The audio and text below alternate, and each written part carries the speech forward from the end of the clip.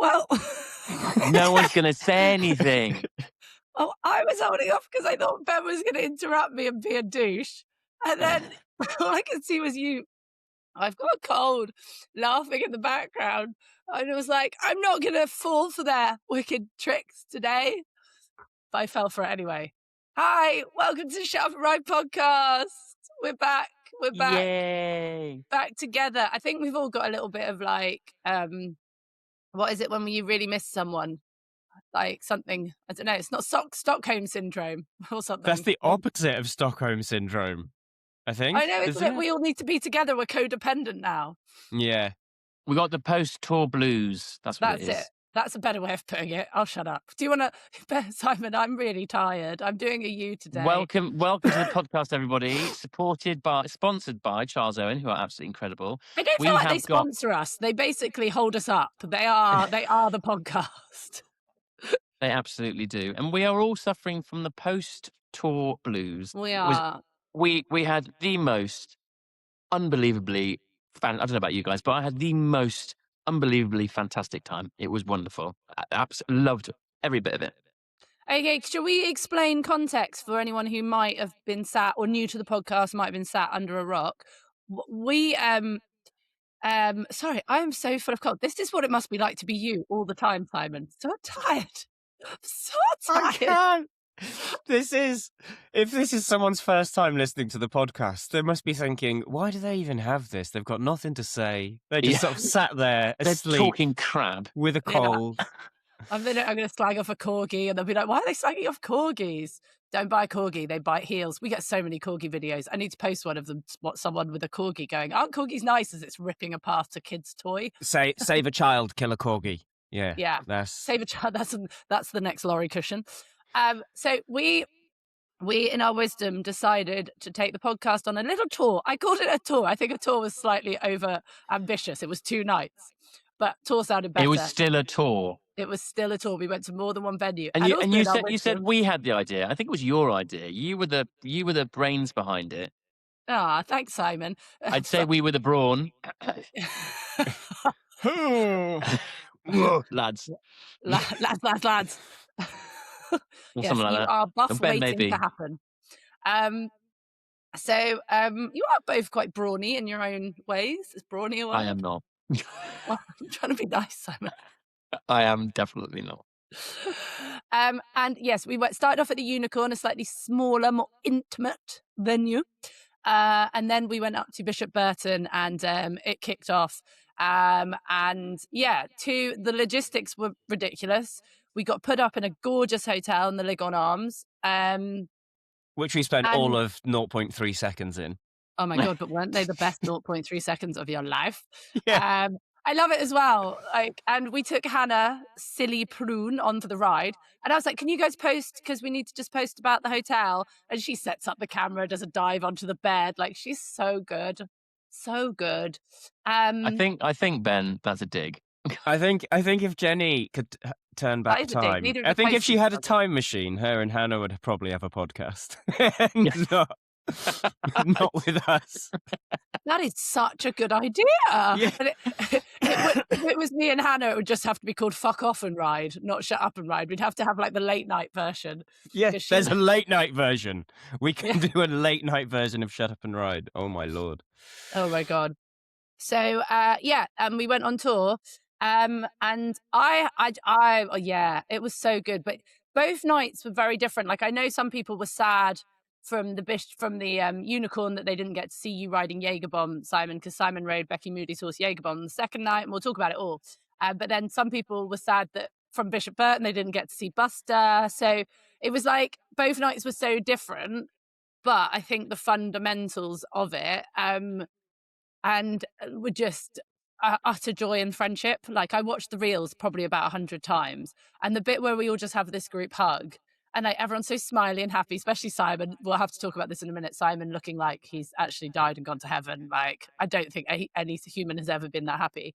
But from an overall, like, just to be a bit gushing, don't you feel like it was just such a lovely, like the atmosphere, and it was lovely, and it was just all like everything I ever wanted it to be around horses. Yeah, The bit the vibe was great. It really was great, and everybody that came was so encouraging and seemed to be enjoying themselves, and just it was just great. Like a really great bunch of people, and then I didn't think we'd be able to do the same thing at Bishop Burton because there were so many people there. But actually, they were incredible, and there were lots of people, but it was still quite intimate in a random kind of way. I think one thing that I found really strange is that, say, if you compare both dates on this tour and the pub pod to, say, when we did Your Horse Live, at Your Horse Live, we're getting random people that probably haven't heard of Shut Up and Ride, and we have to try and convince them to stay and watch and hope that they're into our strange brand of weirdness. And I got a complaint Whereas, for swearing. yeah, where I nearly got sacked from Your Horse Live once for saying things I shouldn't on stage. We can go into that another time. But the bit that I loved, and I felt it at both venues, is that every single person there was there because they loved the podcast. So yeah, the demos were great. It was great for us to get horses out and have a laugh. But at the end of each night, when we did the pod/Q&A, where normally you'd start to worry and need to get words out more quickly, you just looked up at the audience and realized, every single person here is here because they love. Is interested. Yeah. Yeah. And it was late. The Unicorn, it was like 10 o'clock and we were still going and people didn't leave. And I did feel really bad because we had about 5 or 6 people for the Unicorn night. I don't know why the Unicorn. And one girl, and they all had tyre blowouts. The bloody roads in England. That's going to be what's annoyed me. And I felt so bad for those people. But there was one girl who is literally, I think she's from Monmouthshire or somewhere. And she messaged saying, she was one of our first listeners. I can look back at messages. She was like the first person. She's bought the ticket on the first day it got released. She's been such a fan of the pod. And she was Instagramming her journey to the podcast. And she got a tire blown out and ended up spending most of the night on the side of the road. So I was like, oh my God, come to Bishop Burton, have a free ticket. You can come. And she couldn't make it. So that human, I've offered a free ticket to any next tour that we do because I was just like, oh, I felt so sad for her that she couldn't come. But yeah. The other thing I really liked about it was that I really liked how it was so even, as in there were when we were being asked questions at the end and basically throughout, I always thought they'd be like, oh, everyone's here to see Ben doing his Liberty stuff, and but it wasn't. It was literally everybody was interested in asking you questions, Jenny. They were interested in speaking to me, interested in speaking to Ben, and Cindy Prune as well. It was. I just loved how it was so. There was so much interest from all directions. That was really cool. So some of the things that Hannah came out with though, I love that girl. I love her. She is brilliant. But I found this lovely horse called Milo for her to ride. And the owners turned up and they were so lovely. Lovely lady called Jenny. Thank you very much. She brought Milo in, and Milo's 19 and sent me photos. And I was like, this horse is going to be perfect for Hannah. But apparently Hannah took me to one side. She was like, Jenny, the owner of Milo's just said to me that when I get on, I need to get on really carefully because he's a bit cold backed and he'll be fine. As long as he walks a few steps before I put my bum in the saddle, he'll be fine. And I was like, okay, yeah, okay. And I was like, so what did you say? Did you say that was okay? And she was like, yeah, I just nodded. And I said, yeah, that's fine. And I was like, Hannah, do you know what cold back means? And she was like, no idea. I was like, okay, good. It's like when I was teaching her, because I taught her a bit for her jumping bit after I jumped Buster, and I said, so are we on the right diagonal? And she's like, I have no idea what you're talking about. I was like, oh, okay. You definitely don't know what you're doing, my darling. But she can ride, and she got it all done, and that's where I just think what I love is this is part of the reason this is called Shut Up and Ride, because it is she was learning and she did brilliant, and she in no way upset the horse. The horse had a great time, and it was just pure fun and learning and just just shut up. Who cares? We can teach her about diagonals. Who cares? Horsey people spend so much time with their heads rammed up their own asses. Oh, it's not on the bit. It's not this, not that. Oh, fuck you. You're not on the right diagonal. Yeah. But we can then also go and learn how to jump corners and skinnies about 5 minutes later. Which she did. She jumped Well, a she corner did very well. She did do and a very well. skinny. But also, what a lovely horse. I know. And she released like a behind the scenes, and one of her things she put on it just made me laugh. She was like, and I rode this horse and someone had installed steering and brakes. It was wonderful. I know she is a good egg. That one. She's a She good is an egg. absolute diamond. And I genuinely believe a lot of her popularity comes. She's a comedian. She's through and through a comedian. Like that girl could do a stage tour. She's brilliant. But I think one of the things that resonates with her is that she isn't stuck up and like, she is a proper, just lovely horse person who just loves horses and wants to have a laugh with them. And I just think she's everything the horse world needs. And Becky Moody is as well. But also, Ben, on the first night, one of my everlasting memories will be obviously your bit was coming up, so I do the bits where I'm introducing everybody, and I could see Romeo and Ollie coming in from the side, and I turned to Simon, and then I looked around, and Romeo just put his head over my shoulder, and I was like, "Did you train him to do that?" Yeah. Bless it. He's the. So I did bring the 2 horses I brought for Hannah to work were my equivalent of the old eventing horse. Bless them. Do you know they know the job inside out and backwards. They are so sweet. My horses looked a little bit more ridiculous because I fully clipped them apart from the knees and hocks down. I left them in their moon boots so that they could go back in the field happily. But yeah, I thought she did amazing. And the boys are so sweet. Like they absolutely loved like Uh, you and Simon. was Romeo that sweet? He knew Yeah. she didn't have a clue. He was trying to bite the whip out of her hand. Yeah, that's when she was like pressing several buttons at once and he was just saying, no.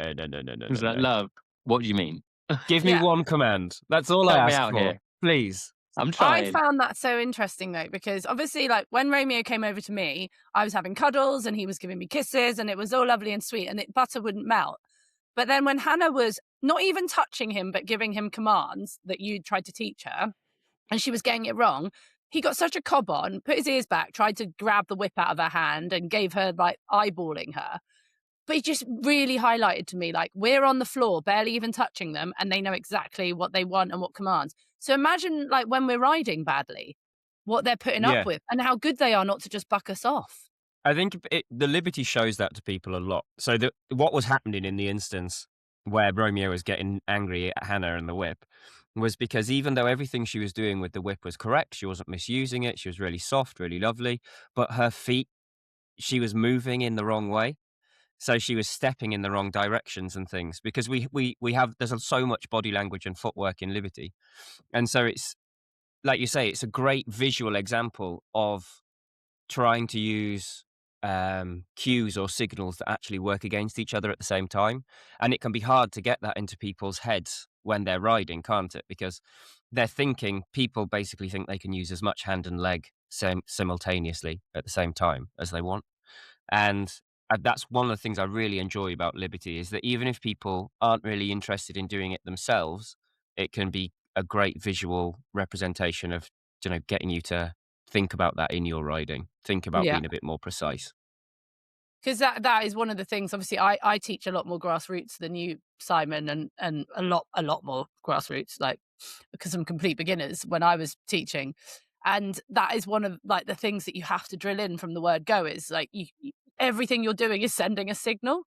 Yeah. And it's made me really realize how much on the floor everything you're doing. And it's the same when you're training a dog. Like I follow this cool dog guy, Cherry's Dogs or whatever, and he sends videos of when like dogs suddenly turn on their owners. And there's this one video of a kid like screaming at this dog to sit, but at the same time like pulling this chain and like sending about 1 million command. And the dog just turns around and goes "Ah!" and bites the kid. And then he goes, "What was wrong with this video?" Because I'm always trying to like learn about dog training as well. But I think that it's all like, I don't know, it really highlighted to me how much more clarity need in my on ground work as well as in my riding, and how important being balanced and fit. And sorry, I'm getting more snotty as I go. Yeah, I'm waffling, but did you take anything from watching it, or apart from or me and Simon were at the side going, we really want to have a go? We were quite jealous. I would have liked to have had a go. Maybe next time. Yeah, definitely. But it definitely It's I just found it fascinating watching you doing your thing, and actually also helping Hannah and making it. It was so evident how in tune you are with those horses, and also when I asked you about whether you're trying to be the leader and you said that you're trying to be the basically the Meh. dominant female. Yeah. Um, Yes, Queen. and I found that really interesting. Does this mean I'm the dominant female and you're my Romeo and Ollie? Yeah. Mate, that's how it's been the whole way through. You've 100%. always been the dominant female. I just set myself up there, didn't I? Oh, Yeah. I'm sweating. That is not news. You should come back and say, I am the only female, FYI. Yeah, exactly. Also, what I would love, like, from both of you is what performers you are. Like, it's all very well doing these tours and people coming, and people will be able to watch it, and we'll talk about that at the end. Like, it's going to be available to watch. It's just going to keep it as cheap as possible for you guys, but we need to pay the people who filmed it first. But it's all very well, like you sitting on Buster and doing your jumping, and Ben standing there like, oh no, I can't say this joke. I did say a joke because obviously you have your whip collection on the floor. And I did make a Yeah. joke about your whips and a certain person, but I'm not going to say it. No, you can't do that. Yeah, Yeah, no, you you can. did. yeah. Can I say it? No, No. too Well, why soon. not? Go on, Too say soon. it. You can always edit it out. Or keep it No. in. Who was that? And, Who are you talking about? and Simon. I don't understand, Jenny. I don't understand. I don't know what you're going on about. Oh, and like when Romeo was rolling and you were just She's like, slightly lost for words. I know, shut up. I'm so Never bad. happens.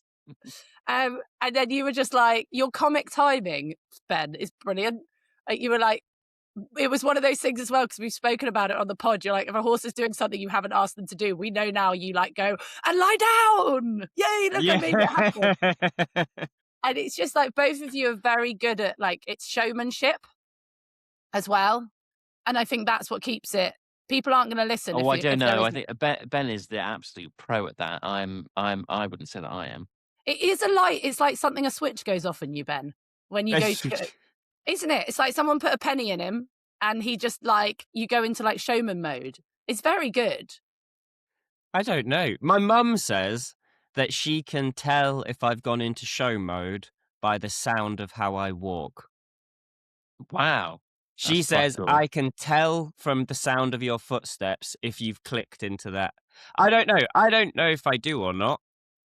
But George says that I spent our entire wedding day in that mode. Oh, well, that Bless doesn't her. surprise me at all. There's No, that there's a sequence of pictures that maybe I can post, but I'm in the church before George gets there, and I just look like the most stressed person in the world. And then there's this picture of me with my eyes shut and my head down, and then I'm up and eyes open, and it's like, right, game face. I don't know. You learn to just be like, put it aside. Yeah, Nothing else exists. you are an absolute performer. I was thinking that when in one of the reels that you that Harry Sykes, who was our videographer, did, which was all his reels were fantastic. But there was Harry. one, the first one at Unicorn, and you like strike a pose or you're doing something, and I'm Yeah. like, oh, there he goes with his performing, like proper Sassy. performance. Yeah, it's really cool. Oh, It's really cool. Thank you very much, guys. I don't know. Just loved Aw. it. My highlight was where we nearly killed Becky Moody. That was my Oh, that was night 2. absolute. Oh, that was Yeah, was my that fault, hasn't been wasn't put it? in a reel. So if you want to see how we nearly killed Becky Moody, you're going to have to. I'm going to watch it this weekend, and hopefully we'll release it. It's going to be on Vimeo. And I think you have to pay like I £6. did tell her he might spook at this a little bit, but I didn't expect it to be quite that violent. All right. Can I? Right. So you're going to have to watch it to find out why we nearly killed Becky Moody. But can I ask a question? This is a genuine. This isn't me like trying to be a difficult ass. I was always taught when I did my BHS exams that you shouldn't jump that many poles on the floor like that in case they land on it. I mean, I've never been taught that, okay. and I kind of, yeah, no, I'd do that again. To be fair, Yeah. I'd rather have that than, because I know people like take the poles and put them to the side and stuff, and that really pisses me off. Like when people do that all the time in the arena at mine. Like you'll build a course, and then it's hired and people come and use it, and they move everything and they put the poles to the side and like in really stupid places, which is going to make the horses spook even more to the side. And then it frustrates me because I'm always constantly trying to make the horse confident and go in a straight line. And when you've got things to the side and whatever, they're a lot more likely to spook and not be straight. So, but yeah, you might well be right. Maybe it's not a BHS thing, but I'm a BHSI now, so You can just I can get try away the with rice. it. It's like, So fuck 'em. anyone's, yeah. Also, I were actually, can I you? just say on that, I actually had never seen anyone do that before. And so immediately came home because I've got these 4 youngsters that I'm teaching to jump at the moment. And immediately was like, right, we're going to put 6 poles next to each other on the floor and we're going to start with that. And my goodness, it made every single one of them jump so much better because it's the equivalent of having the world's lowest but wide, colourful filler as the base of the jump. And so it actually made them think about going up and over something. I just thought it was really, I probably might not be correct. I don't know. I don't follow any of the rules really. But I'm sure it probably isn't correct, but because, and they do always pop it. well, I just thought, Um, because if you Do just they, had a Simon? pole, if you just had a pole on the floor, then so many horses will just come in and do that as a trot pole, won't they? They're not thinking it up as a jump.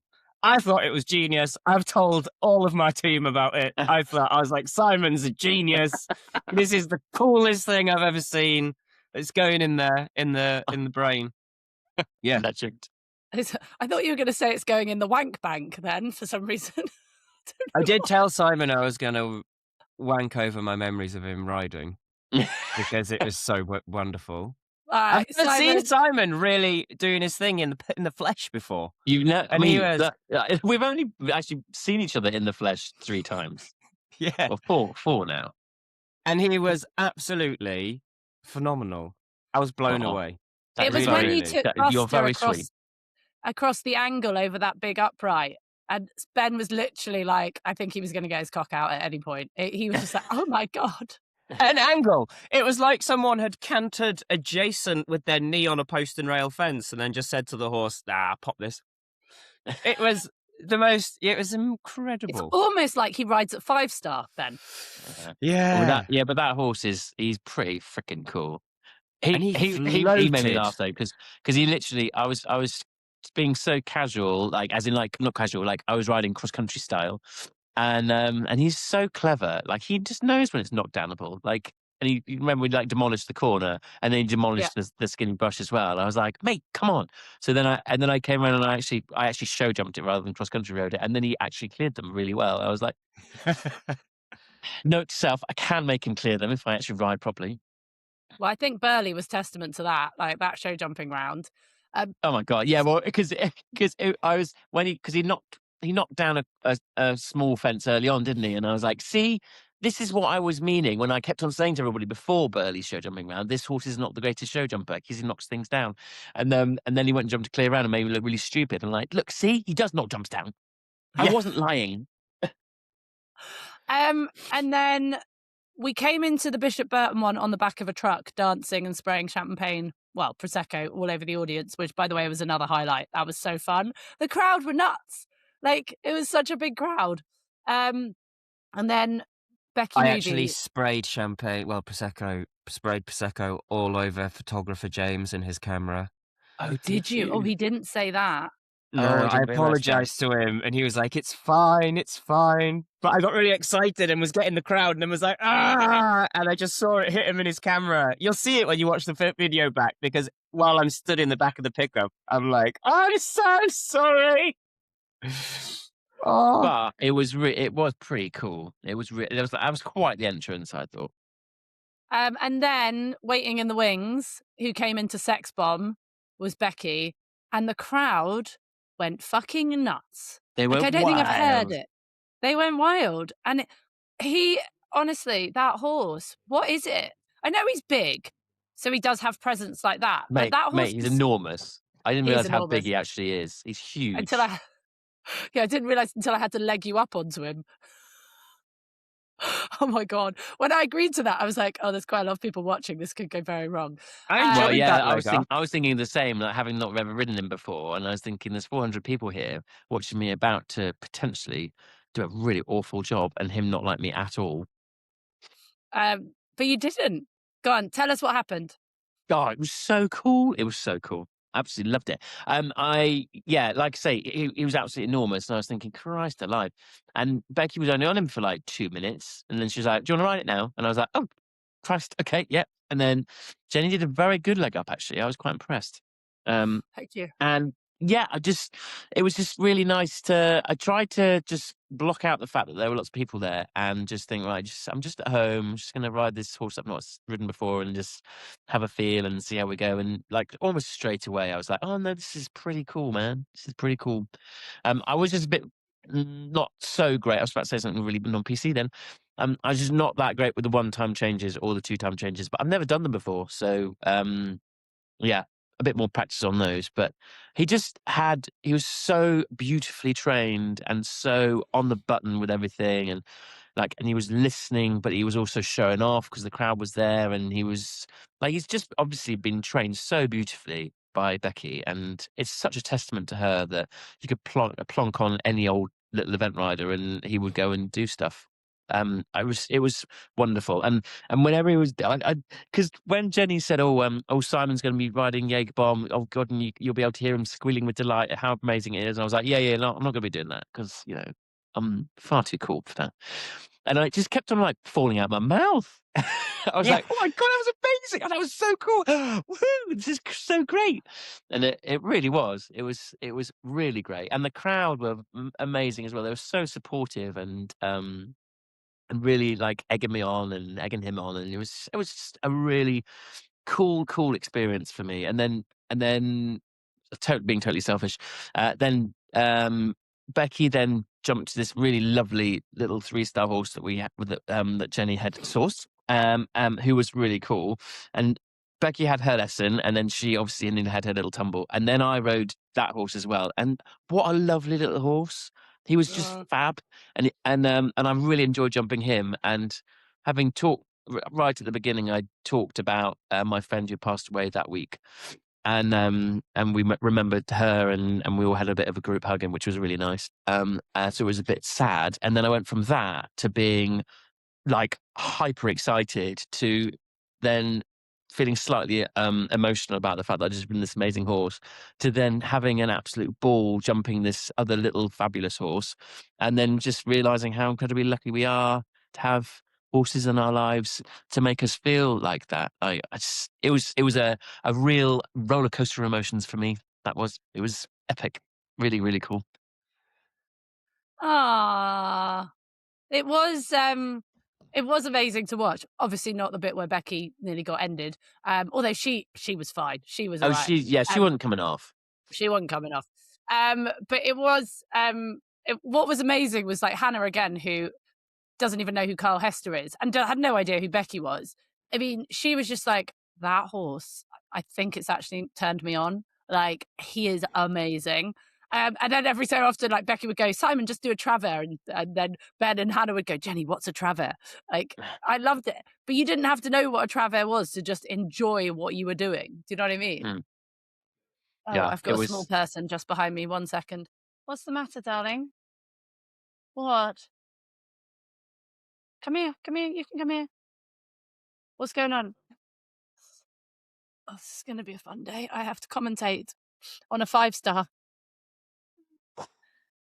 What's going on? It's very exciting. Yeah. Okay, right. Well, we're going to have a small person on the pod. Anyway, right. This is Parenting 101. Absolutely. Right. Where were we? Simon being amazing. And then, Ben, you had to do... Your horses were very different on the second night. They were a very different energy. What was going on? They were more switched on. They've always found that arena slightly spookier. Always found Bishop ever so slightly. I don't know why. Every time I've ever been there, they've always been a bit hotter. And I guess, how do I put this? It's rare for them to be worked 2 days in a row by a student. Oh. Do you know? Without me having a proper session in between. And because of how full on we were.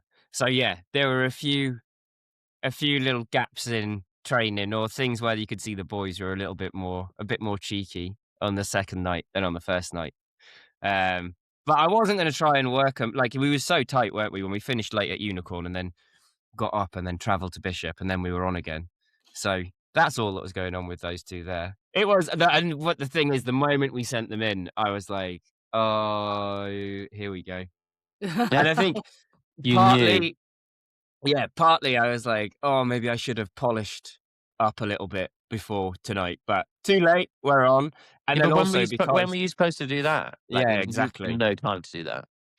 And then also, they're so used to performing in that arena, not doing. So they've been to Unicorn and stuff, but only to do demos, not to perform.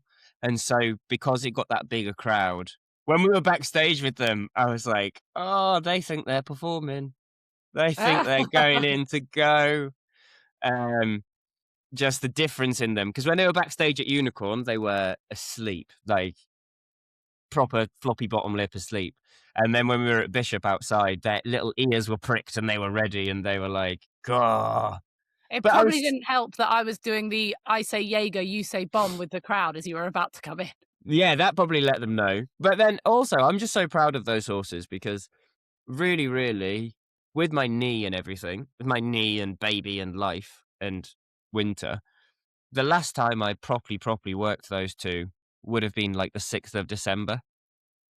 Wow, so for them to have, ago. yeah, so for them to have all that time off and then come out and be brilliant. Speaking of babies, I think my baby just came back in. I can hear him shouting. We've all got the kids. This is the kids session. Don't worry, she's used to the language, so we can still talk. It's all right. Mine doesn't know the language yet. Yeah. You come see quickly. Oh, look. Oh, yay. Look, everyone's got their little people. He's a whole 1 year old tomorrow. Oh Is it his my birthday goodness, tomorrow? happy birthday, Wild. Yeah. You're going to be a whole grown-up, aren't you? No, there's lots of wires here to play with, aren't there? Yes. Right. Right, Come on, off should you we go. go and sit you upstairs with something? Darling, I need to do this, I'm afraid. I'm just going to go and put this one upstairs. Give me 2 secs. Talk to Mum yourself. So like that. Talking myself. Just Yeah, chat politely. But yeah, fucking was bonkers. I was driving to Unicorn. I just kept thinking I should have brought these into work sooner. I hope they're going to be as Well, so were you perfect. thinking that maybe they might not actually be that great for Hannah because they're not kind of. But they always on the are. board. Like, if, say, say we are, I'm teaching a clinic at home and someone's dragged their partner along who's not into horses, but then their partner wants to have a go. They've never even held a horse.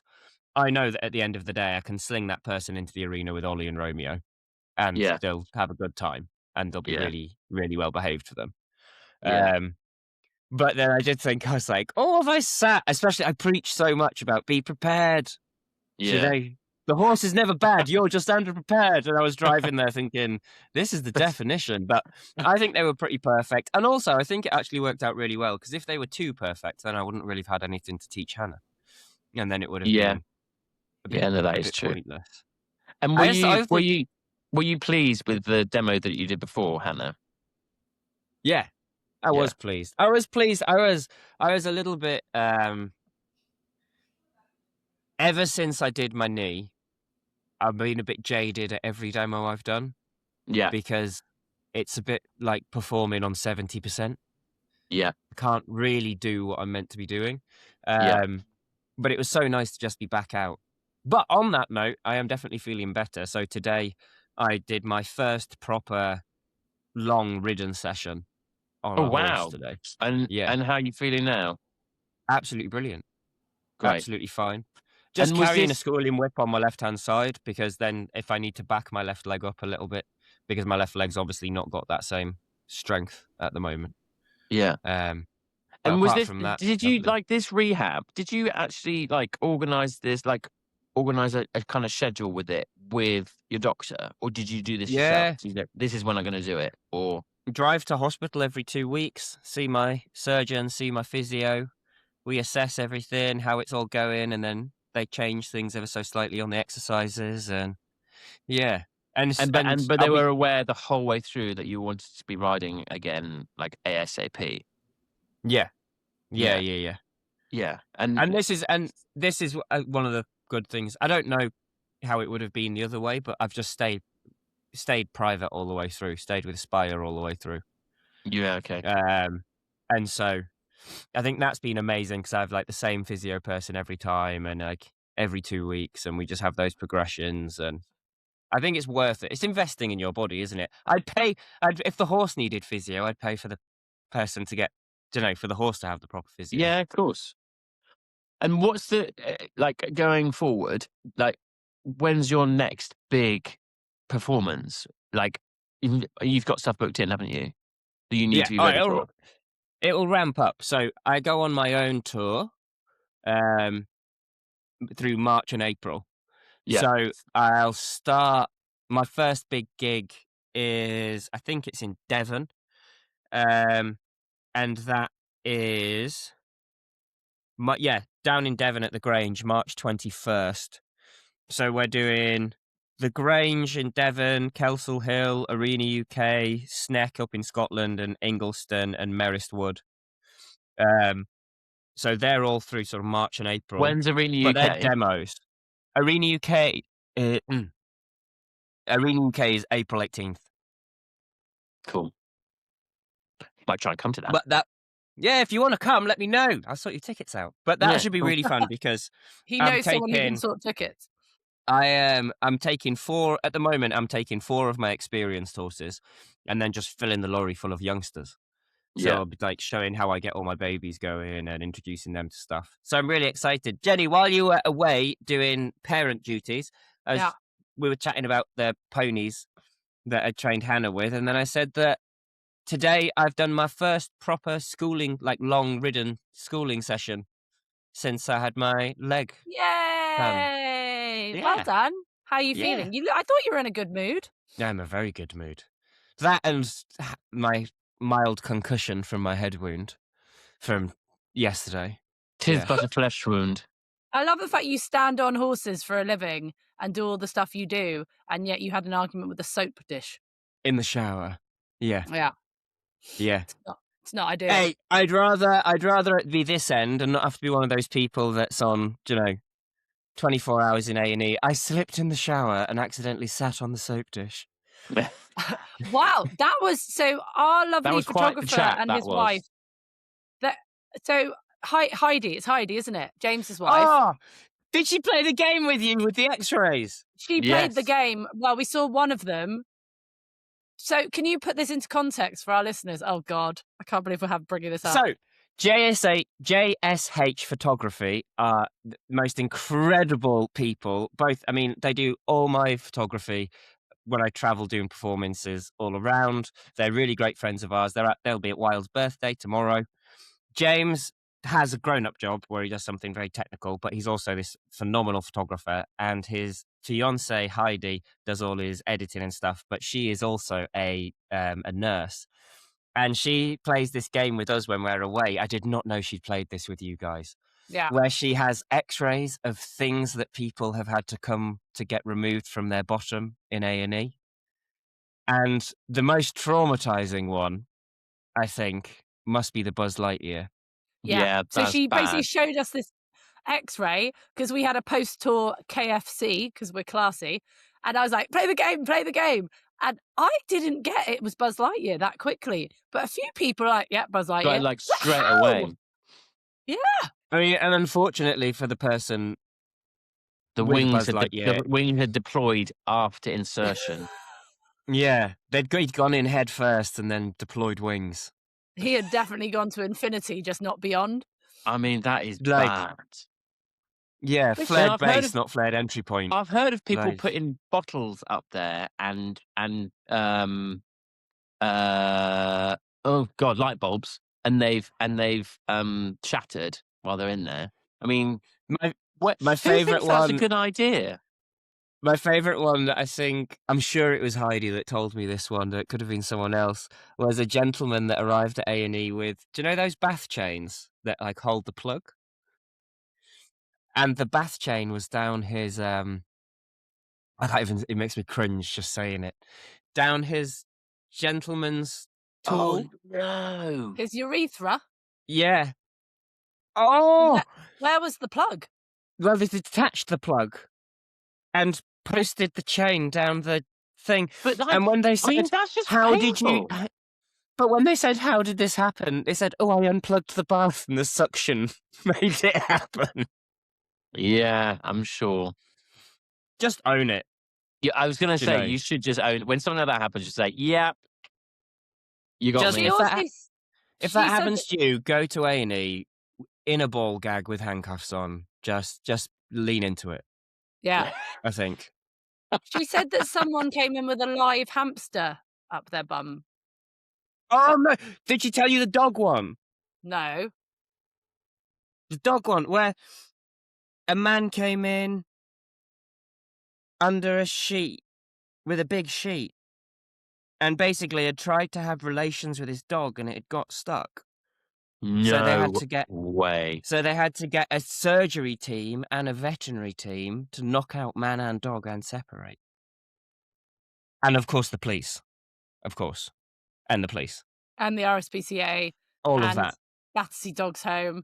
And Jesus. see, this is one of the reasons I think we should just take the warnings off bottles. Like bleach, don't drink it. Take that shit off. Let them drink it. Yeah. Like, don't jump off this cliff edge. Take that sign down. But Do you there's ever not. watch the Darwin Awards? Have you heard of the Yes. Darwin Awards? Yeah. Why have Have I you heard of heard of that? this? No, why have I? It's I have. basically when people get wiped out from the human race through pure idiocy and Stupidity. stupidity. So they've done something really stupid, like, I don't know, I wouldn't set be fire surprised to if that some. happened to me. To be fair, one day. Like, yeah, people like blowing off their own nuts by trying to keep a loaded gun in their pocket or something, or Yeah. yeah. I'm gonna see How if I have can we got find. here? How did we get here from, Heidi at KFC? Yeah. So the Darwin Awards are Evolutionary Action Awards. Darwin Awards honour those who tip chlorine into our gene pool by accidentally removing their DNA from it during a spectacular climax of a great idea gone very, very wrong. Oh, do you want me to read one? Yeah, go on. Okay. Oh, wow.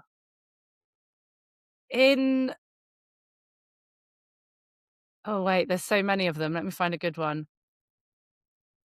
6 people drowned on Monday while trying to rescue a chicken that had fallen into a well in southern Egypt. An 18-year-old farmer was the first to descend into the 60-foot well. He drowned, apparently, by an undercurrent. Why would you try and rescue That a seems a chicken? bit dark, though. That Yeah. didn't seem very funny. No, that one didn't seem very funny. Wait there. And Talk amongst 6 and yourselves. I'll 5 find more one. people followed him down and died. Yeah. Yeah. Jesus. So who's the Darwin Award for? The first one or the 5 that followed? Did the chicken live? Just, is the chicken all right? Okay. I'll have to find some. Right, you talk and I'll find one. But I heard that Yeah. it did. To be fair. yeah, the chicken's fine. Absolutely. Freedom for chickens. Yeah, so we had a wonderful time on tour. Yeah, There it was- was great. And hopefully, everyone seems to have enjoyed it enough that we're going to do another one at some point when we have Yes, time. we need to find out. We need to work out when we're going to do that, don't we? All right, I've got one. So this was in 2006, an armed history lesson. England, Darren's death was a puzzle. The 33-year-old was found slumped in the hallway of his house, bleeding from stab wounds. Had an assailant attacked him? Police could find no supporting evidence. A year later, an inquest revealed why Darren can take his place among the stars of the Darwin Awards. Left alone in his house while his wife was on holiday, he decided to fork around and find out if his new jacket was stab-proof. No! Really?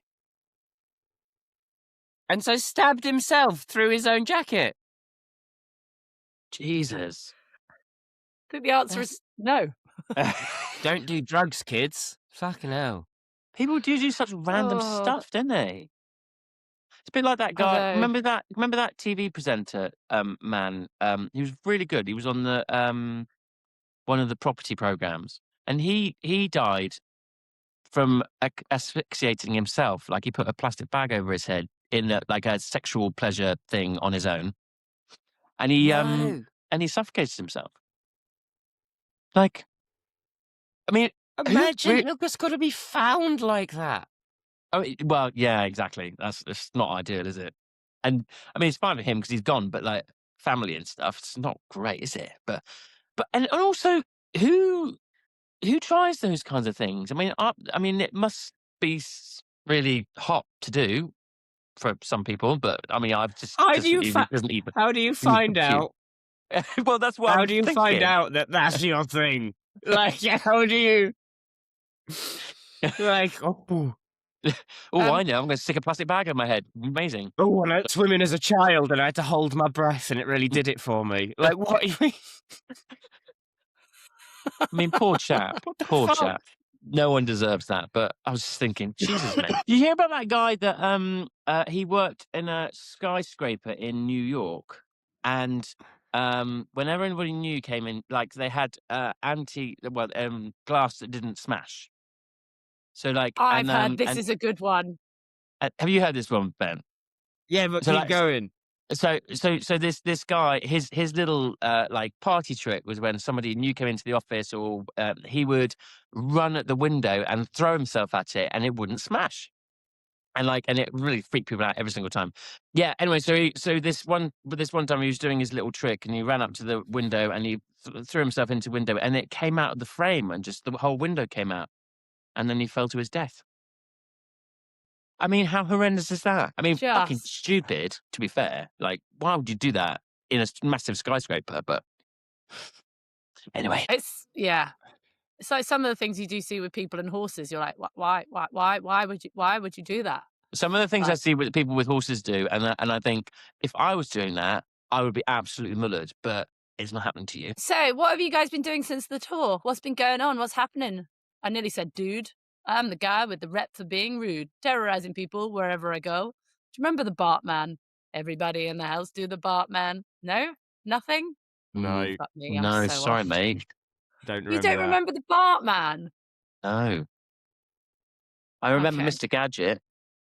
Diddle-diddle-it, Inspector Gadget. Yes! Do you remember Teenage Mutant Ninja Turtles? Of The rap course. for that. Of course.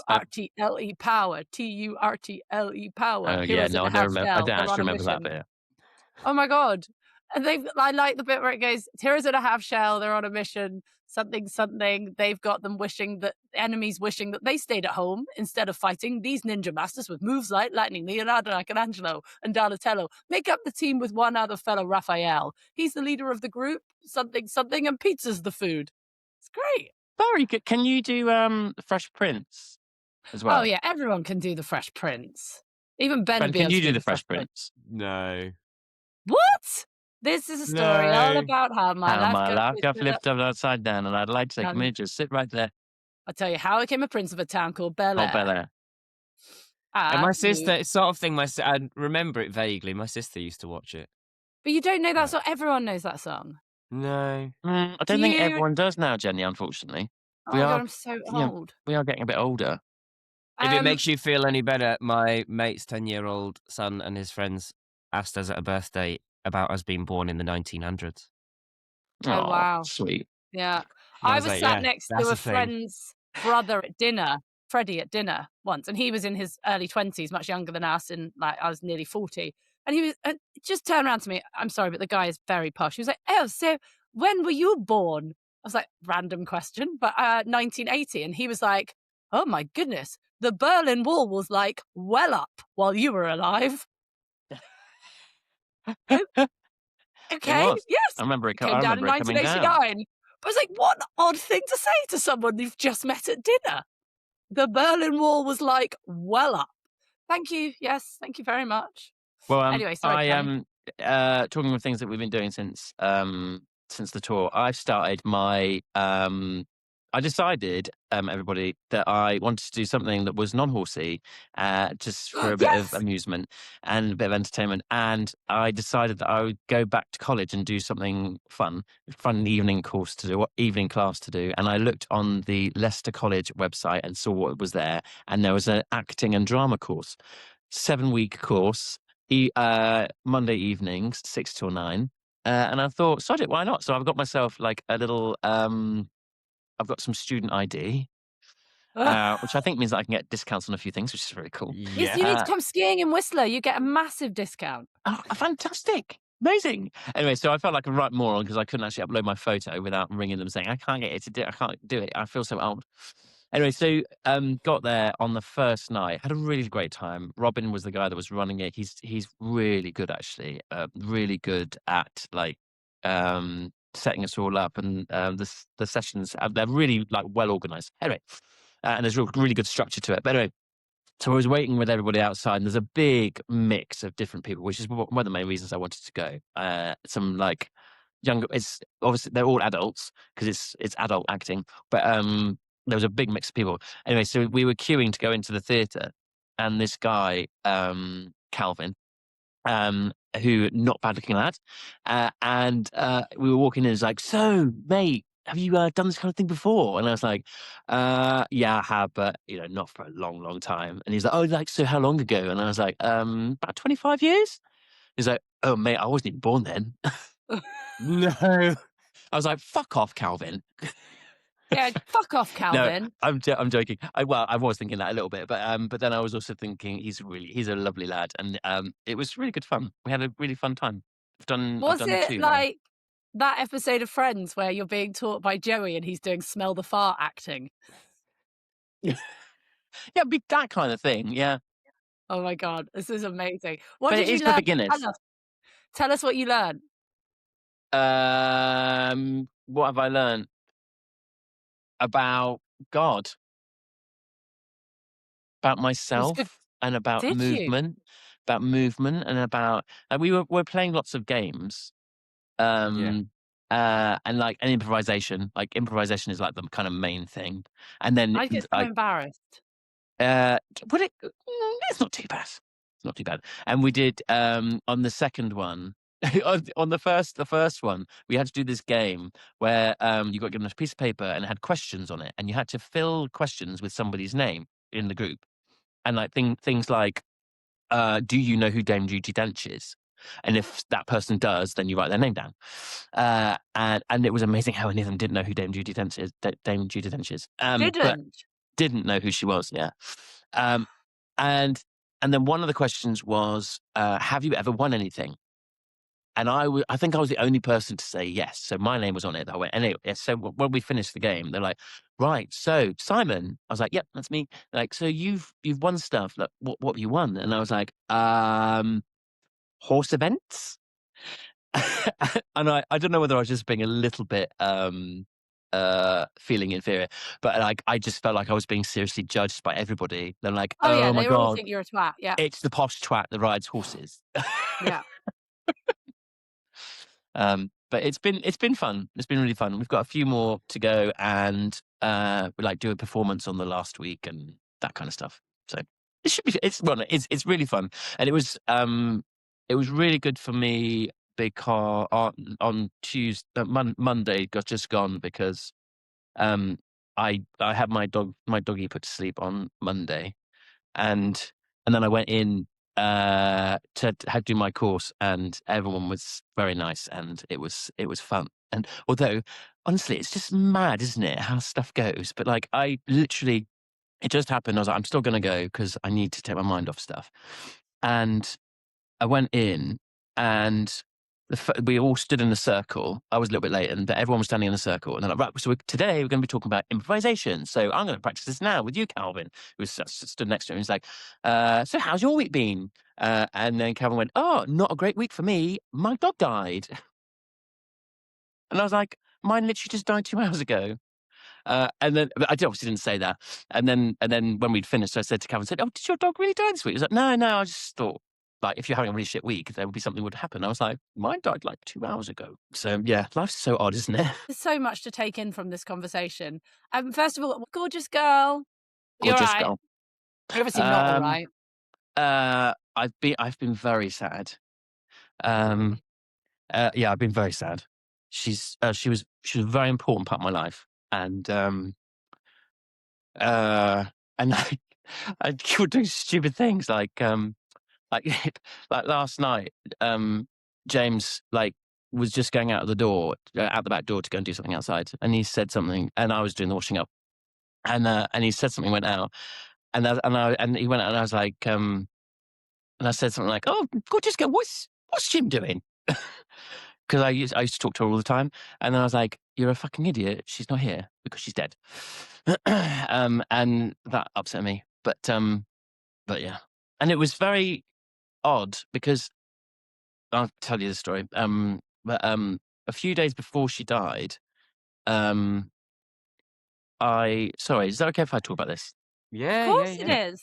A few days before she died, I had a dream. So my alarm went off, and I hit snooze, and I fell straight back to sleep again. And in that time, I had this dream where I was going to go and see. Well, someone was looking after Twiggy, and I was going to go and see her. Whether I was going to go and see her or to visit or pick her up, I'm not quite sure. But anyway, and I went on this around the M25, around this really busy roundabout, and then took this little lane off, and then went down onto the coast. And all of a sudden, it was this beautiful white sandy beach, and I pulled up next to this apartment, beautiful, and the sun was shining, and it was beautiful. And then Jean, who was looking after him, and Jean, I rode for about 15 years ago. She was bonkers and like hilariously funny and loved her animals. And she owned the first horse I ever won an event on. Like, she drove up to the Lake District with this 4-year-old horse in her trailer, and then I met her there, and we got absolutely wasted in the pub. Drinking wine because she loved wine. And then the horse won the next day, and she celebrated all the way home with champagne driving her trailer, which obviously we don't think that's a good idea, everyone. But anyway, that's the kind of thing that Jean would do. Anyway, Jean died about 10 years ago of a brain tumor.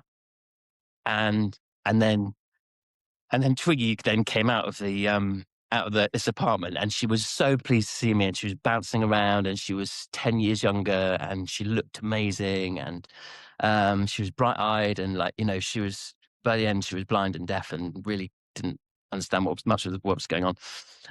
And she looked amazing. And then I knelt down and I gave her a cuddle, and then I woke up. And I kind of just hope that's her now, and I think maybe it's my subconscious telling me that she's going to be okay, or maybe it's whatever it is, the reason that we're here, telling me that she's going to be okay. Anyway, sorry, I've kind of gone on off on one, but No. Oh, but yeah, don't it's Wonderful. apologise. you're sorry. Don't apologise, you loon. Yeah, and but yeah, she was a very important little thing, and I will miss her a lot. I already do. But yeah, sad times. It's Horrible. so But also, sad. but equally, I feel so incredibly blessed to have had her in my life. And anyone can say, I know you guys wouldn't, but anyone can say she was just a dog. But actually, when you've had a dog like that, you kind of realize how incredibly special they are. She knew everything, literally everything. I mean, Yeah. if she could talk, some of the stories she would say about me. I mean, she would that's tell them good. all as well. She would be behind your back. She would let us know. Oh, she would. Oh, she would absolutely. Oh my gosh, yeah, she was definitely her own woman. It wasn't like she was. Yeah. She was. Yeah, she was awesome. She was really cool. So. But she's also been part of your journey for so many of your stories. I remember when you if you had a bad run at badminton, you were like, well, I was walking Twiggy and my mum came over, Yeah, or you know what I mean? There's when always I did badminton in 2019, and it didn't go very well, and I came back to the stables, and I was like, fucking hell, I'm so shit at this, and I was riding like an absolute pussy, and I just rode so badly, and I'm crap at this, and I've gone to all this trouble to do it, and then I rode like an idiot, and life's rubbish, and then I went back to the lorry, and gorgeous girl was in there waiting, and she's like, hello, and she's like, I want to go for a walk. So I was like, okay, well, let's go for a walk. So I was in all my in my cross country gear and walking around. There's where the lorry park used to be at Badminton. There was a cricket pitch in the middle of the village, and we went for a walk around the cricket pitch. And she was bouncing around and bounding around, and like so happy to see me, and so like into everything, and having such a lovely time. I was like, oh, do you know what? Life's not that bad. Life's actually really fucking good, especially when you've got someone like gorgeous gal in it. And Yeah. and now she's not here. But anyway, yeah, I will miss her. But yeah, like I say, I feel very, very lucky to have had her in my life. Yeah, you're Yes. very good at saying that though. When obviously my horse died not that long ago, you were like, "How lucky are we to have them?" But when you're in the moment, that's not like it doesn't really help. You're like, "I just want them No, back." Just no, absolutely. And like, I mean, I don't know whether anyone will think I'm awful, but I did have her put to sleep um, because she was deaf and she was blind and she was really not able to she didn't really know much about what was going on. She'd sense me, and she was always quite happy when she sensed me, but she also like she couldn't keep food down. And I kind of and I just was like, right, that's it. And my really good friend came and did it here, and it was so peaceful. And she just fell asleep. And Yeah. but fucking hell, that's hard doing that. So hard doing that. It's Um, really hard, but it's such an important conversation. Like, mm, it's so important that it's really good that you've brought this up, because there comes a tipping point with elderly animals where your love becomes cruel, not kindness. 100%. Do you know, Um, there's my dad's very good. You guys met my dad. He's lovely. Everyone loves him. But he's very good at taking people aside and having that conversation about old horses and being like, you're doing this for you now. yeah, This isn't in the animal's best interest. And it's in our family, we always say, if you really love an animal, it's the last good thing you can do for them. yeah. Well, because I Um, just think like with how things were going, like she was really like I mean, this like now I'm talking about. It's really good to talk about that actually. So thank you. But like deaf, blind, not sure about what was going on much around her. She was really stiff. She was quite sore. She couldn't keep food down, and I was kind of thinking, I couldn't bear the thought of her falling down the stairs or something really awful happening, um, or having some sort of organ failure, so that she has a really long, slow kind of like and you not death. being there as well, you being out of the house. Like Yeah, at least the way you did it, she was with you. She exactly. was Like I comforted. literally scooped. Well, I came back home. I lit the fire. I put her in a bed by the fire. We kind of had a little cuddle like in by the fire, just like for like an hour before it happened, and then I just scooped her up and I sat in the windowsill, and my friend did it amazingly, and she just fell asleep. And yeah. so I'd like to think it was nice for her. Well, no, it was. It was very peaceful. So. If I was going to go, I'd like to go in your arms, Simon. Oh, you're very sweet. But yeah, it's good. I'm doing better because I've been able to kind of talk about it without bawling my eyes out. So that's good. Thank you. You're doing Oh, amazingly, because it it is is. such a big thing. Oh, like It's a, literally for the last 16 years, she has been everywhere with me. Literally, she's done everything with me. Yeah. Um, and if she's not been with me, then she's always been excited to see me when I got back, and I've told her all about it. So Yeah. I know, and that is anyway, like sorry if that's made anybody feel sad, but yeah, it is sad. no, and it just shows if you are feeling sad, talking about things help. So find someone to Mhm. talk to and go and talk about Absolutely. it. Well, you're doing very well and Thank sending you. lots of love. It's very hard when you've got someone going through stuff. And I was like, should I ring you? Should I not ring you? Do you want to talk? Will that make it worse? Like, it's so much nicer when you can just see someone in person and just give them a hug, I Yeah. think. Yeah, definitely. But- But Or go on a podcast. I was telling somebody the story about Jean looking after her and stuff. Oh my God, that really like got me. Yeah. Um And it will catch you as well, like in funny moments as well. Like you'll oh God, think yeah, you're like it feels so stupid because she's a dog, but like, it's like with people, like, a song will come up on the radio which reminds me of her. Gone. Yeah. Yeah. And it's not stupid. We love these animals like we love people. We just don't get Yeah, to have them for as long. yeah, I absolutely adored that dog, and she adored It's me. the fantastic Winston Churchill quote, "Life's greatest tragedy is that we must outlive so many wonderful dogs and horses." Yeah, yeah. We're still looking after when my gran and granddad passed away, because they went with, like, within a week, their dog was left, and everyone was like, "What are you gonna do with their little old dog?" So he's come to live with us, and he's getting a bit to that age where he can still see and hear, but he can no longer control his bladder.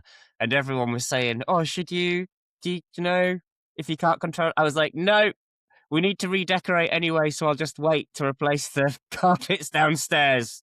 It is He's true though, old." because Twiggy was exactly the same, and I was like, I'm not bothered about that. Like, quite happy to clear up after her as much as is necessary. But Yeah, Yeah. doesn't it's it's other things. yeah, as long as Um, they're happy, that's different, yeah, isn't it? Fidget don't give a crap if he pees in the dining room. quality of life, isn't it? And like, if the good days outweigh the bad days, then that's okay. It's when that kind of balance is lost. My vet friend said, we're now at the stage, Simon, where it's only going to get worse. So, this is not going to get better anymore. And oh dear. Anyway, sorry. I will stop talking about When it now. Maverick goes, I want to have him stuffed and put on wheels in kind of like the ball catching I was talking position. to a Wow. friend. I was talking to a friend about it, and I was getting quite upset about it. And I said something like, "Oh, I'm just off to." I can't remember what I was saying. They were like, "I thought you were just saying you're off to the taxidermist," which wouldn't surprise me with you and that dog. So yeah, no, I'm I'm not doing that. We were looking around stately homes with a film crew once we were doing some stuff on Downton Abbey, and one of the stately homes they took us to, they had all the dogs that they'd ever had stuffed in the house. Whoa, And really? so, like, they had 3 Labradors that were, like, together, laid down as if they were all asleep, that were a draft excluder. That's creepy. They had a terrier that was on its hind legs, like, begging with its mouth open, and it was the TV remote fucking holder. Mm. It was the Oh my god, like, it's funny, but at the same time, I was like, "It's funny because weird. it's not my dog." Like, if it was my dog, I'd be traumatized by that, actually, I Yeah, think. I don't see it. I don't see that. I don't see that. Do you know who Lord Beaverbrook is or was? He No. was quite famous. He very rich, lots of money, gentry, was very influential with Winston Churchill, had a big house called the Beaverbrook Estate. I think he owns a newspaper or something. Anyway, very famous guy back in Churchill's day. And he owns a big estate in Surrey. And randomly, I used to live, obviously, he was dead by this point, but and his estate kind of went to rack and ruin. And but I used to live in the stable block. They turned a couple of the old stables into not actually that very nice apartments.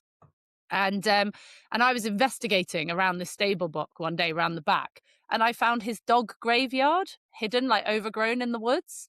And it was so cute. He'd made like loads of little mini headstones for all his dogs, and it said things like Alfie, friend of human, foe to bird, and things like that. And he'd like written like little things about each of the dogs, like what Teddy never left my side or whatever. And it was so cute. It was like a bit weird when I first found it, but I was like, imagine being that rich then having all your land that you could like have a little cemetery for your animals with proper headstones. Oh, It was very cute. Very bit spooky to find behind your house, but it was very cute. very cute. I visited a yard in France once, and it was a posh yard, and they had a chapel that they'd built on site, and it had pictures of all the horses that that had died in it. And they called it all these pictures, they called it their wall of heroes. And so, like, pictures of each horse in its prime doing what it did best in the chapel so that you could go and, like, remember them. I thought that was really, Oh, that's really really cool. sweet, really nice. Imagine Yeah. they did that with people instead of like the things written on the tombstone. It's a picture of what you do best. So it'd be Simon jumping across country fence, you standing on a horse, me with a microphone, on pictures instead. That'd be quite cool to look round Uh, That would someone's be cool. gravestone.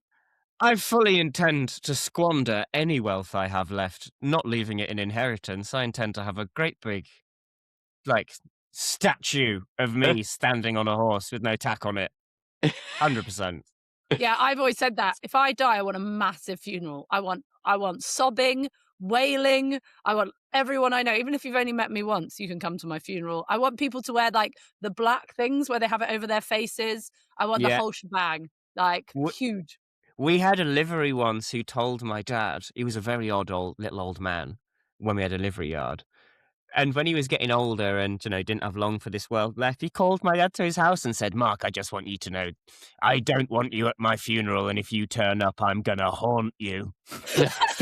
So obviously God. knowing my dad, when Frank died and they buried him, Mum was like, his funeral's on Saturday, you going? Dad was like, absolutely not. He's going to haunt me for the rest of my life if I bloody go. That is amazing. Yeah. Oh, that's like just when you get old, you just can start annoying people. I will wear purple and annoy people. It's a good famous poem. With a red hat that doesn't go.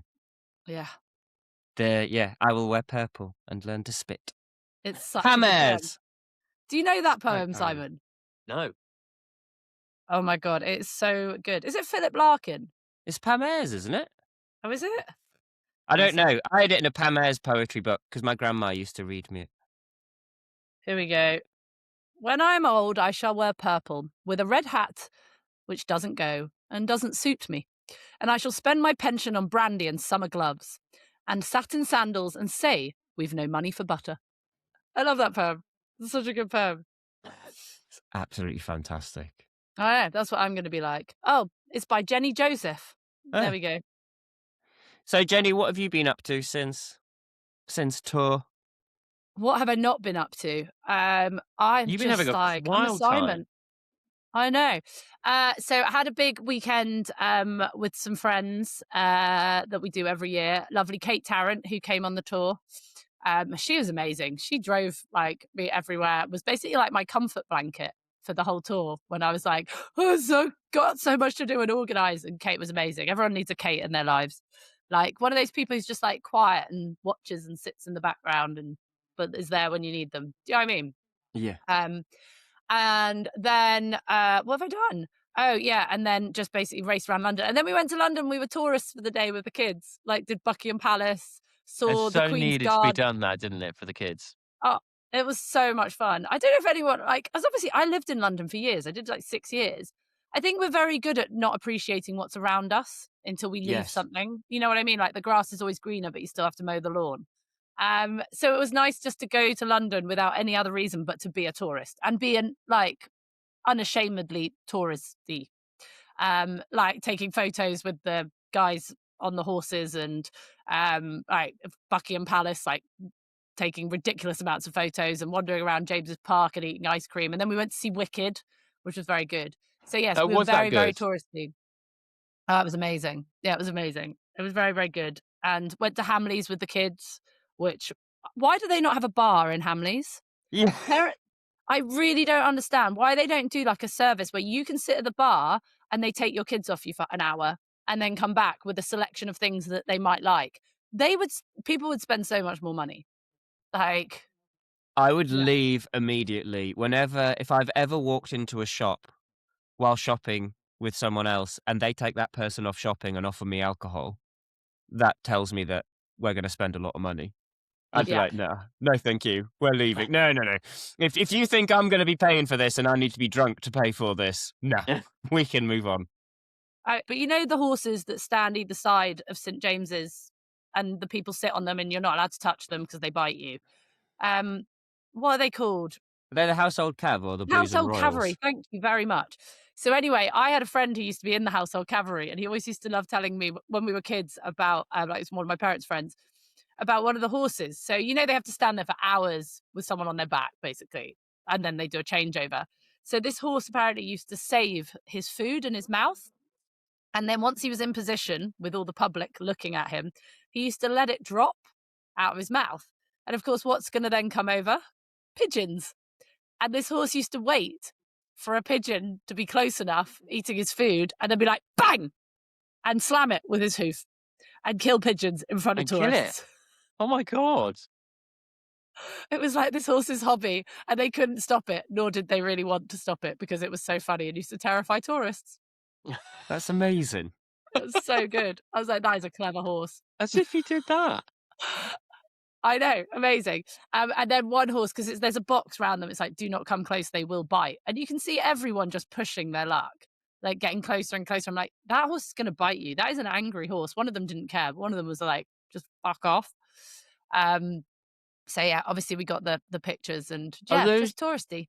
Are those ones where I've seen a few videos recently where you're not allowed to touch it, but people like, and I've seen you like have a tourist that goes over and then they hold the horse's rein, and then the guy goes, "Do not touch the reins." Yeah. They scream at them. Yeah. Okay, that's cool. And then and it's amazing how these people just completely ignore them as well. And keep holding the reins. It's like, what were you hoping to achieve by holding someone? If you imagine you're cantering, going up to the start box at badminton and someone just kind of grabbed your reins. Yeah, no, it's not ideal. What about you, Ben? Oh, What have we been doing? It's been chaos here. We had 14 horses going on a film job, and it was a modern film job, and the horses had to look posh, and none of our horses ever look posh. So we had 14 to clip and pull manes and pull tails. And God. turn from, to make them go from sort of shaggy medieval war horses into sleek modern horses. So that has been a bit of a monster job. That's taken up most of it, really, riding that lot, getting them clipped and stuffed, and me and George juggling baby life. I got left dadding on my own for the first time. George went filming and left me at home in charge of the baby, and he's alive and was happy throughout. So I was pleased with myself there. And then, I turned, because my leg's been bad, I turned my main crew of horses, so about 15 of them, I turned them away after our last gig, which was December 6th. And they've just been out in the field completely from until yesterday. And then so brought those boys up yesterday and have started working them. And now, so that's what I'm on with now, fully ramping up and prepping for the season. My bodies and my leg and stuff are starting to feel better, and just sort of working towards getting ready for show season, which is really, really good fun. And of course, Wild's birthday and his... Oh, can I give a shout out? Because I think it's just arrived. I have ordered Baby Wild an Inky Dinky saddle. Oh, wow. They're cool. And I just want to give them a shout out, because when they saw, I ordered it for Wild, because I've seen people use them with kids and they're great. And I ordered it and ordered like the cheap one, and then they reached out and said, "Oh, we think you're really cool.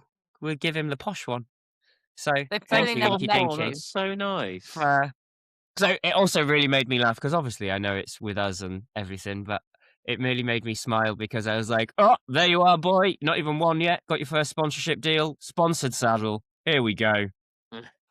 Not even 11 months old. Sponsored saddle. This is it. This is setting the tone. What make is it? So Inky Dinky. Called an Inky Dinky. It's like its own brand.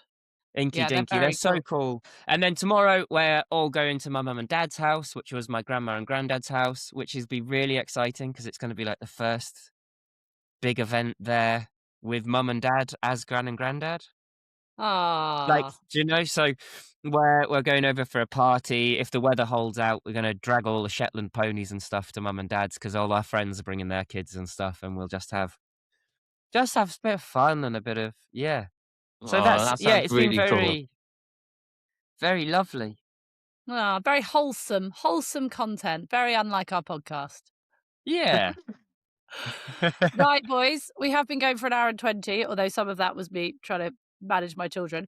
Who wants to go first with what's annoyed you this week?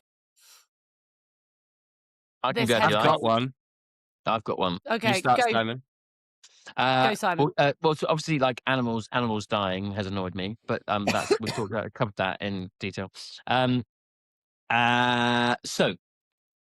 I find it really annoying. Like I've got this young horse in, and he's really cute, and he's going really nicely. A 5-year-old, and his owner came to watch him today, actually, and having been in the school all morning riding all these other horses, and like very little going on. As soon as the owner arrives, and I go and ride it to show the owner how brilliantly it's going at the time, Eugene suddenly turns up, who's our peacock, and starts like fanning around with his feathers, and the horse hasn't actually seen him yet because he hasn't been coming to the school at all recently. He turns up. Then Guthrie, his horse, it's an older horse, so it should know better, but he's quite fresh because he's only really just come back into work. That starts being a Larry What's-it in the school as well, and like flying around all over the place.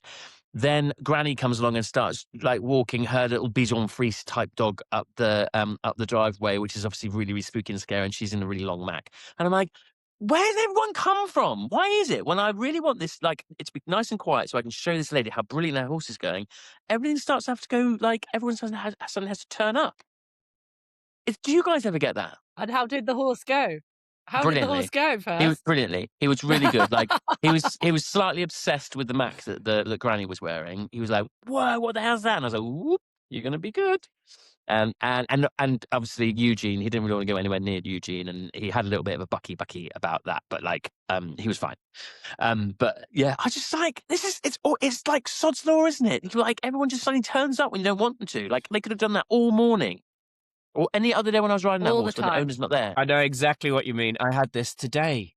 I got one of he's like 3.5, 4 years old, got this youngster out to work it, thought I'll go in the indoor. It's at the back of the yard, really quiet. And then my dad had asked my mate James, who works for us on the farm, if he could take the teleporter and use it to scrape the back of Brilliant. like lift the muck heap and scrape the back with the fork. So I just did about 5 minutes with this youngster and then was like, no, I give up. I think it's even worse on our yard. It's normally my dad. Like you'll be getting on to ride something that's a bit leery, and then he'll come and start strimming down the edge of the arena. Yeah. And you're like, oh. But then this is why my horses are so quiet when we go away. Yeah, 'Cause they live with- it's all good. Like, because poor old Guthrie was like, "I'm so sorry about that." You know, and I was like, "It's absolutely fine. It's really good for the horse, so it's not a problem. It's just not that great for my blood pressure." Yeah, I got told off last night because I was reading Pinocchio to Wilde, and George told me off for giving Geppetto and Pinocchio northern accents. Oh, There is nothing wrong with northern. Geppetto's accent. I think northern's really sexy. Geppetto's accent were like this. He was chatting away. I wish I had a real son, he said to the Blue Fairy. And then Pinocchio's voice was like this, because I just thought he's going to be dead small and annoying. Dad, why can't I do that? Jiminy Cricket, where are we going? sounds like Ant or Deck. That's really good. She got really excellent. cross at me. She kept coming in being like, you're doing a terrible job. I was like, no, Wilde's loving it, and I'm also loving it because it's giving me so much. I gave Jiminy Cricket the deepest voice that I could think of for Jiminy Cricket because he's small, and it made me laugh. Yeah. I have to say, I've always thought Jiminy Cricket would be quite camp. Well, I just thought because Jiminy Cricket and Pinocchio are like a double act. So if you've got Pinocchio, who's like, I don't know what to get Geppetto for Christmas. I'm going to make a wish on the Blue Fairy. And then you've got, Jiminy Cricket. But Yeah. Jiminy Cricket was really quite camp in the film, wasn't he? Was he? Oh, I don't think anyone in a Disney film is not camp. Gaston is Oh my the God. biggest Love gay Gaston. icon. Yeah, isn't he? Like, he didn't actually want Belle. He was quite relieved when Belle went off with the beast. He was like, oh, He was can't actually keep after that the up beast. anymore. Yeah. No one quite like Gaston. No one's quite like Gaston. Oh, and that was who's that little guy? The little guy that really fancied him. I know exactly. Gaston's mate. What was his name? Javier. Was it Javier? Is it Javier or something? He's French, not Spanish. Is that not? Oh, Gaston's friend. Gaston's sidekick. Yeah. Le Fou. Le Fou. Le Fou, I had to see Oh, me this way. Right. before I forget, before we ask Jenny what's annoyed her this week, last night me and Ugh. George were watching Bridgerton. Is it the new series? Yeah, Simon, I think looks, and I hope you're not offended by this, the lead male, the second brother. Which Bridgerton is he in this season? Benedict, is it? Okay. I was like, there's a Simon vibe to this guy, Really? as he was being all sexy in his V'd open shirt and his in a masquerade ball. Well, I that thought, one. Oh, can't see that. is that the one? It's not the best picture. You'd find one of him looking a bit more sexy and dishevelled. Oh, sorry. But I anyway, can't. especially at the masquerade ball, I thought, just Simon that there. So loads of people have sent us messages about various things we should be getting on our high horses about.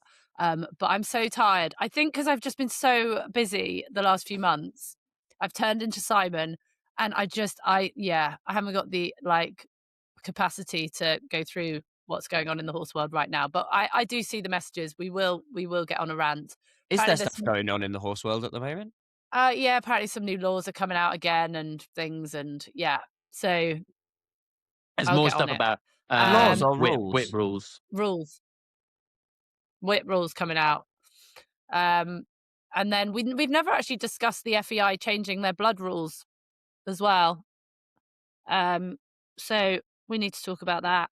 That's the next pod then, by the sounds of it. No, the next pod we are recording with Dr. Louise Newson, the very famous menopause doctor, like the goddess. She is so famous that my menopause doctor, I told her, she was like, I don't listen to podcasts, but I need to hear that podcast when you've recorded it. So we're recording with her next week, so we have to bring our grown-up heads on. Which is very exciting. It just makes me laugh so much that it's literally like we have got perimenopause royalty coming in, chatting to us on our podcast, and there's you, Jenny, who obviously like massively, that's perfect, that's absolutely ideal, and then there's me and Ben. I think Well, Simon, we did well. I know you did most of extremely it. well. I joined you for the end, but when you and I talked about menopause at your horse live, I think we did well. I think we did brilliantly without vaginas. Yeah. I'm not entirely sure you don't have a vagina, Ben. Jury's still out. No, I think it's important you're there because I think men tend to go, oh, I don't want to listen to that. And I think having you guys there to advocate, because you guys teach women and you are married to a woman. I mean, I think it's fascinating, to be fair. Yeah. I did love the fact that on the tour, I was having a very low moment.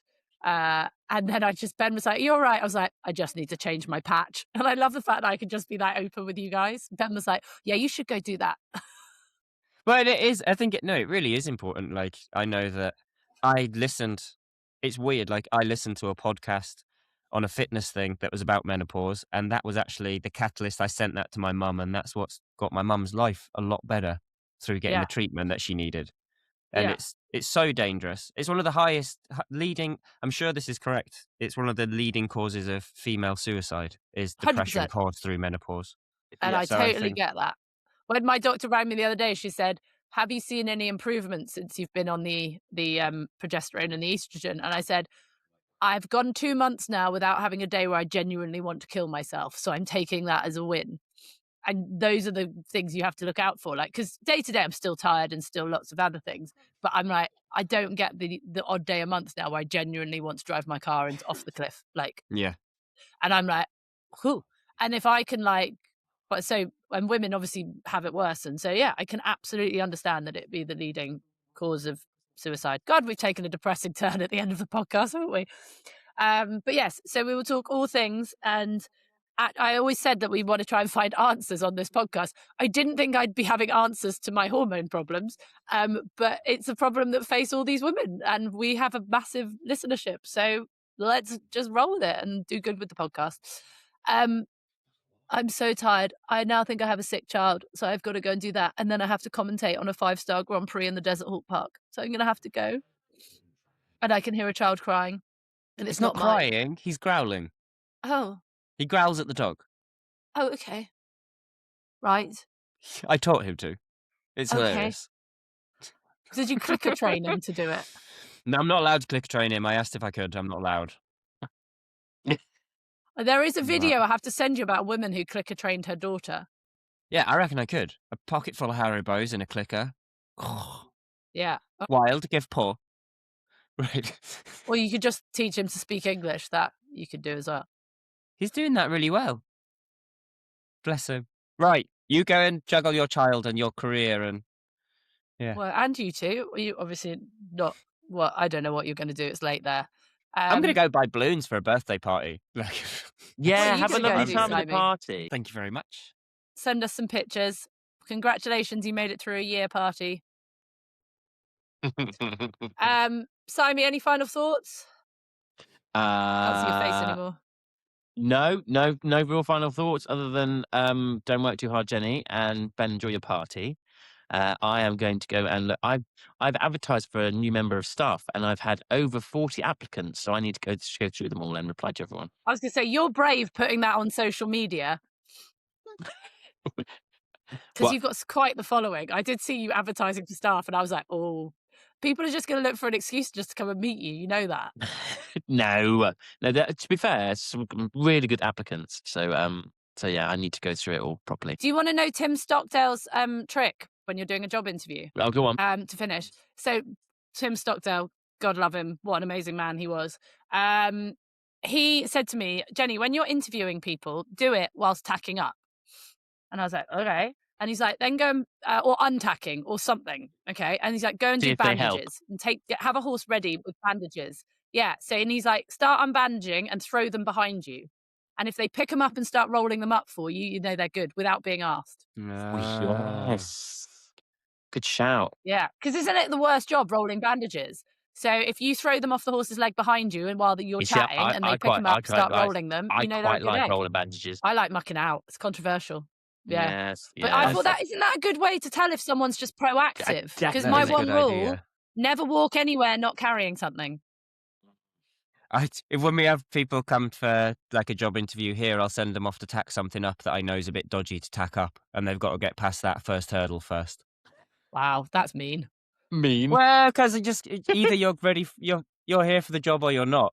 Like, I'm not saying it's nasty, but a bit tricky to get the bridle on, a bit like if you lead it out tacked up, then we've passed the first hurdle. If not, Simon, I'm sending you the biggest hug and love and cuddles. Oh, thank you. And That's I hope very the kind. acting goes well. Benji, I'm sending you all the hugs and loves and cuddles as well, just because he's in such a good mood today. We should record earlier on. And I now have to go. So please, guys, keep an eye out because we are going to be sharing the tour, the Bishop Burton night. And I'm sorry, but we have to ask you to pay for it. I think it'll be like £6 or something because the camera crew need paying and that's going to pay them. So we're not just trying to make money off people. We need to pay bills. But please look out for that and watch it and let us know what you think. And Becky Moody's already messaging about doing another tour. So she's in. fantastic. Right. Who's going to sing us out? I'm on the Shut job today, up so I'm and not doing it. ride. Simon's audio's gone. Oh. Shut up and ride. Go on, Shout Jenny. and ride. Go run your Shut event. up and ride.